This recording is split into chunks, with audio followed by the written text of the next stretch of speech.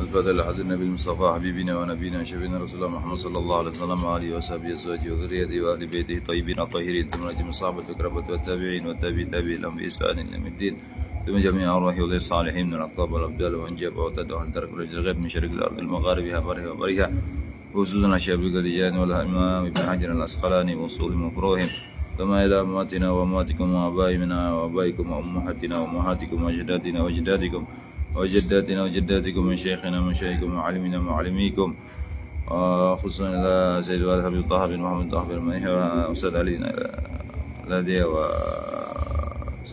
وأصول من فروهم أن الله تغشى برحمة الله والمغفرة أن الله يعيد علينا بركات مصارم ونوارم علومهم ونفحاتهم في الدين والدين والآخرة بسر الفاتحة أعوذ بالله من الشيطان الرجيم بسم الله الرحمن الرحيم الحمد لله رب العالمين الرحمن الرحيم مالك يوم الدين إياك نعبد وإياك نستعين اهدنا الصراط المستقيم صراط الذين أنعمت عليهم غير المغضوب عليهم ولا الضالين آمين. بسم الله الرحمن الرحيم. نويت التعلم والتعليم والإفادة والاستفادة والحث على التمسك بكتاب الله وسنة رسوله والدلالة على الهدى والدعاء إلى الخير لمرضاة الله وثوابه. بسم الله الرحمن الرحيم الحمد لله رب العالمين اللهم صل وسلم وبارك على سيدنا محمد وعلى آله وصحبه أجمعين. قال المؤلف رحمه الله ونفعنا به وبعلوم في الدارين آمين إلى أن قال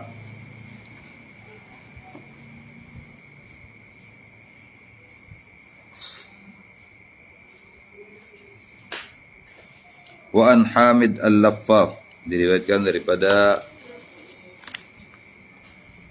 Syekh Hamid Al-Laffaf rahimahullah, semoga Allah merahmati beliau, annahu qal, beliau berkata, arba'atun talabnaha fi arba'atin fa akhta'na turuqaha.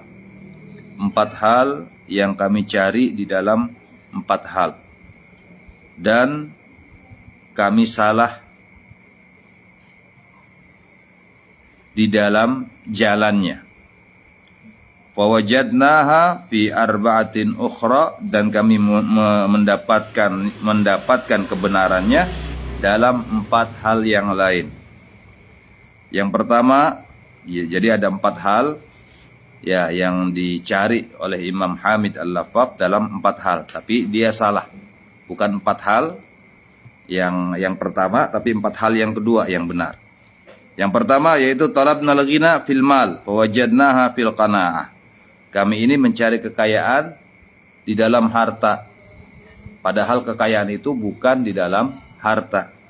Fawajadnaha fil qanaah, dan kami mendapatkan kekayaan itu dengan rasa qanaah. Qanaah itu ya terima apa adanya dari Allah Subhanahu wa taala, itu namanya qanaah. Jadi kekayaan itu bukan di dalam harta, tapi dalam merasa cukup dengan pemberian Allah Subhanahu wa taala. Ya, makanya kata kalau tidak salah Sayyidina Ali karamallahu wajhah, beliau mengatakan innal ghina nafas, sungguhnya kekayaan itu adalah kaya hati. Kalau orang sudah kaya hatinya, walaupun dia tidak punya harta, tapi dia selalu merasa cukup. Tapi kalau orang kaya harta tapi tidak kaya hati, maka walaupun hartanya banyak, dia itu tidak akan merasa cukup, akan selalu haus, akan selalu tamak kepada harta yang dia cari. Kemudian wa talabna rahata fi tharwah fawajadnaha fi qillatil mal, dan kami mencari ketenangan itu di dalam kekayaan. Ya, orang berpandangan kadang orang kaya itu tenang. Semua yang dia inginkan ada, bisa dibeli. Apa yang dia inginkan bisa diatur. Ini pandangan orang yang punya harta, orang yang kaya. Nah, seperti yang dikatakan oleh Imam Hamid Al-Laffaf, kami mencari ketenangan itu dengan kekayaan. Fawajadnaha fi qillatil mal, padahal ketenangan hati itu, ketenangan jiwa itu terdapat pada sedikitnya harta. Ya, orang yang punya sedikit harta tenang. Kalau orang banyak harta bingung, nggak tenang, takut dimaling orang, takut dirampok orang, takut rumahnya ya yang ada di dalamnya surat-surat tanah kebakaran dan lain sebagainya, takut tanahnya diserobot orang dan lain sebagainya. Ini ketakutan daripada orang yang punya harta. Tapi kalau orang yang tidak punya harta tenang, karena dia tidak punya apa-apa. Apa yang mau dimaling daripada orang yang miskin? Apa yang mau diambil daripada orang yang tidak punya, daripada orang yang fakir? Tidak ada. Makanya orang yang fakir lebih tenang daripada orang yang kaya. Ya. Wa talabna ar-rahata fit tharwa. Dan aku dan kami mencari ketenangan hati itu di dalam kekayaan, padahal kami dapatkan ketenangan hati itu di dalam sedikitnya harta. Seperti kisahnya Ibrahim bin Adham radhiyallahu taala anhu. Beliau adalah saudagar yang kaya. Ya, banyak kafilahnya sehingga rumahnya gedong. Kalau orang sekarang bilang beliau punya rumah gedong. Kasurnya empuk. Tapi beliau tidak bisa tidur karena memikirkan hartanya. Suatu hari beliau berdiri di kamarnya di tingkat yang tinggi di rumahnya, ada beberapa tingkat, di tingkat yang paling tinggi. Tatkala melihat ke jendela, dia melihat ada seorang yang fakir, ya dia berjalan sebagai musafir, kemudian singgah istirahat di bawah pohon di depan rumahnya. Istirahat, kemudian dia duduk, dia ambil dari tasnya satu roti, kemudian dia bagi dua. Dia makan separuh, dia simpan lagi separuh. Kemudian dia minum, kemudian beberapa saat setelah itu dia tertidur. Kata Ibrahim bin Adham, alangkah nikmatnya orang yang miskin tadi tidur di bawah pohon. Aku orang yang kaya tidur di atas kasur yang empuk, dikelilingi oleh pembantu-pembantu, dikelilingi oleh harta, tapi aku tidak bisa tidur. Akhirnya apa yang terjadi? Ditinggal semua hartanya oleh Ibrahim bin Adham dan beliau berkhalwat, ya, mencari ketenangan hati, ketentraman jiwa. Maka dari itu, ya ketenangan atau rohah itu didapatkan, kata Imam Hamid Al-Lafaf, bukan dari kekayaan, tapi didapatkan dengan sedikitnya harta. Wa talabna al-ladzati fin ni'mah wa fawajadnaha fil badanis sahih. Dan kami mencari kelezatan itu di dalam nikmat. Ya, nikmat makan, nikmat ini, nikmat semua, padahal bukan itu. Ya. Fawajadnaha, dan kami mendapatkan kenikmatan itu, kelezatan itu fil badanis sahih, pada badan yang sehat. Karena dikatakan, ya, as-sihhatu tajun ala ru'usil as-sihha, la ya'rifuha illal marda.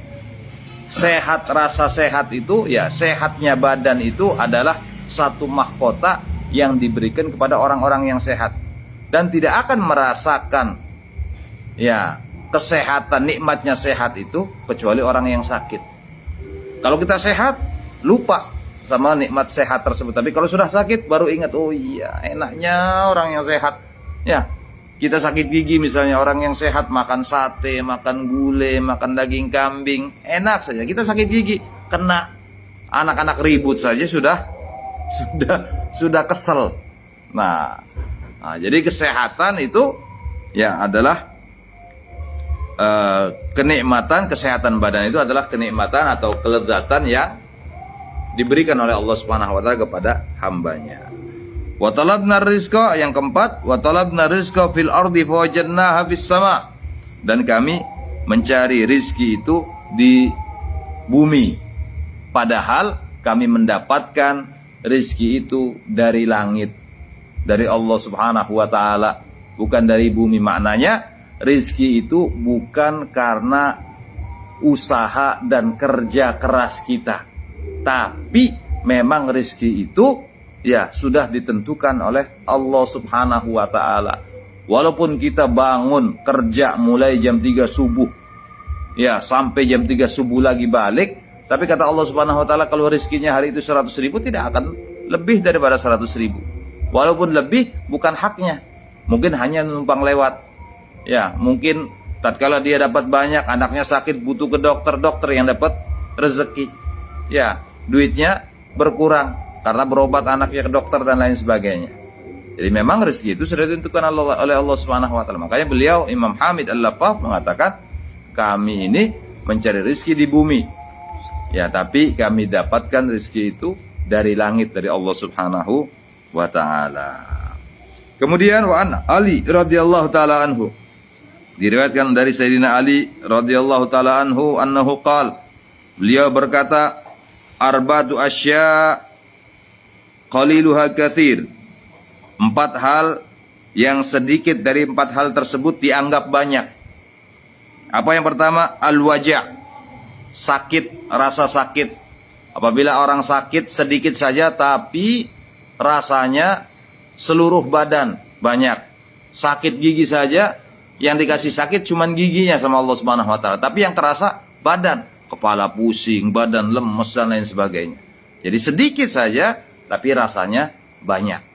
Itu penyakit. Kemudian wal faqru, kefakiran. Ya, sedikit yang diberi oleh Allah Subhanahu wa taala terasanya banyak. Ya, padahal ya dia yang tidak diberi harta misalnya, tapi dia merasa semuanya terhina. Nah, ini orang-orang yang fakir. Orang-orang yang fakir yang tidak terima, yang tidak istislam, tidak menerima dengan ketentuan Allah Subhanahu wa taala. Kemudian wanar, neraka. Neraka itu sedikitnya saja sudah sudah menyakitkan semua badan. Ya, neraka kita, ya ada orang masuk neraka misalnya cuman tangannya doang tapi badannya hancur semuanya. Ini kalau orang sudah masuk neraka. Kemudian wal adawah, permusuhan.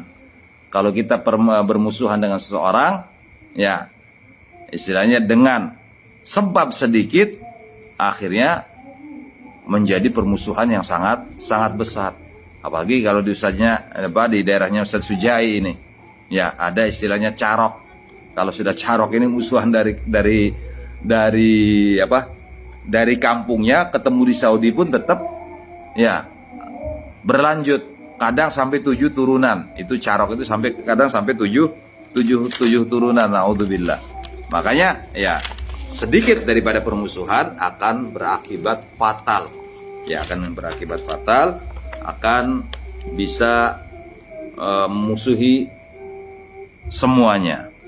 Kemudian wa an Hatim al-Asam annahu qala, diriwayatkan daripada Hatim al-Asam, beliau radhiyallahu taala anhu berkata, arba'atu asya'a la ya'rifu qadraha illa arba'atun. 4 hal yang tidak tahu harganya kecuali 4 orang. Ya, yang pertama asyababu la ya'rifu qadruhu illa syuyuh. Rasa muda tidak akan merasakan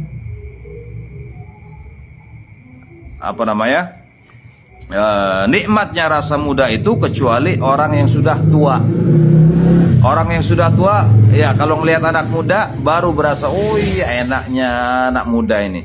Padahal dia dulu pernah merasakan muda, tapi dia baru berasa kalau sudah tua. Enak jadi anak muda ini. Nah, demikian. Wal afiyatu la ya'rifu qadraha illa ahlil bala.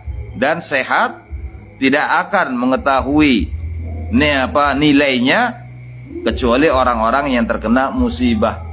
Orang yang terbebas daripada musibah tidak tahu nilai daripada musibah tersebut, tidak tahu nilai daripada bebas dari musibah tersebut kecuali orang-orang yang terkena musibah. Ada orang terkena musibah, dia melihat orang yang terbebas daripada musibah, enaknya orang ini nggak ada susahnya, sedangkan kita masya Allah ngerasakan susahnya.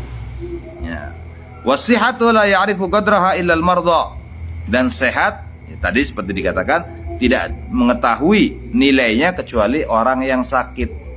Kalau orang sehat lupa akan kesehatan yang Allah berikan, tapi kalau sudah sakit baru merasakan nikmatnya sehat yang Allah berikan.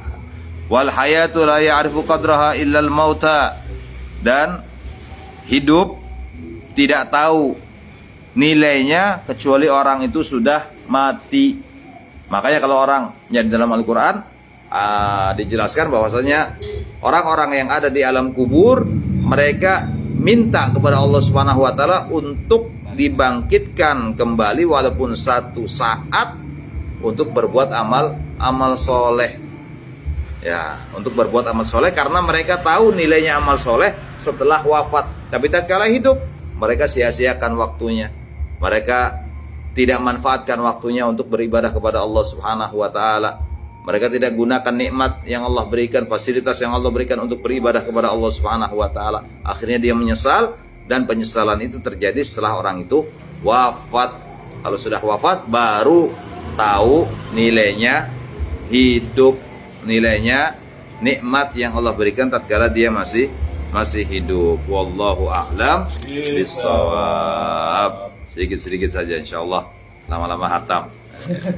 Ya Rabbana tarafna bi annana iktarafna wa annana asrafna lalladha ashrafna fatub alaina tauba taksil li kulli hauba wastur lana al-awrati wa aminir rawati واغفر لوالدينا ربي ومولودينا والآل والإخوان وسائر الخلان وكل ذي محبة أو جيرة أو صحبة والمسلمين أجمع آمين ربي أسمع فضلا وجودا منا لا باكتساب منا بالمصطفى الرسول نحظى بكل سول صلى وسلم ربي عليه عد الحب وآله